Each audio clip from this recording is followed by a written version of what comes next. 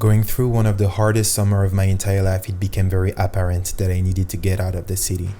The city was tinted with that feeling of rejection that seemed to haunt my days and nights.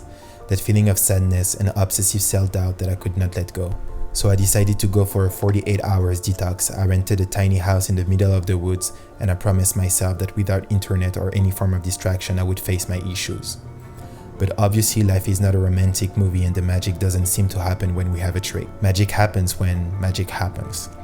I was obsessed with the idea that I would have to fix these issues by myself, that I would be the only one who could do something about it. Most of the time in my life, I've often been fighting alone. It's obvious to me that it nourishes my pride. Even though I'm down, I get so energized just by remembering that I will be the one putting myself back on the top again. And why would I connect with others? This is because of them that I feel that way, isn't it? But the truth is that as soon as I opened my eyes and faced the stillness of nature, I could not handle it. I could not face myself in such a calm environment. I needed company. This is when the magic happened. I decided to share that moment with other people and accepted that this is what I needed. I ended up laughing, playing music, and having deep philosophical conversation around a fire at 2 a.m. in the morning. The moment itself brought me back to life. It's nobody's fault that I feel that way. If there is someone responsible for that feeling, it's myself.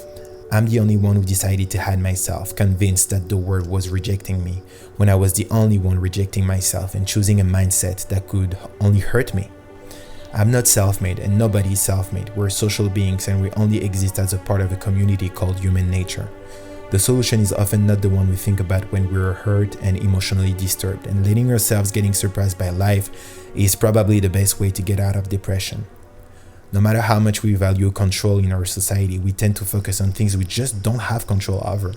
We cannot control others, and the word and any form of attempting to do so is self-destructive.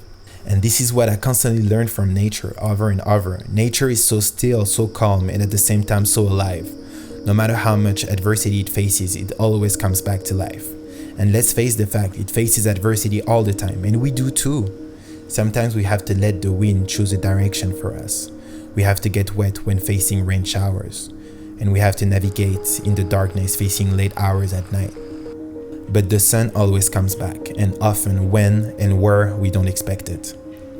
You will come across obstacles in life, fair and unfair, and you will discover time and time again that what matters the most is not what these obstacles are, but how we see them, how we react to them, and whether we keep our composure. Think about it.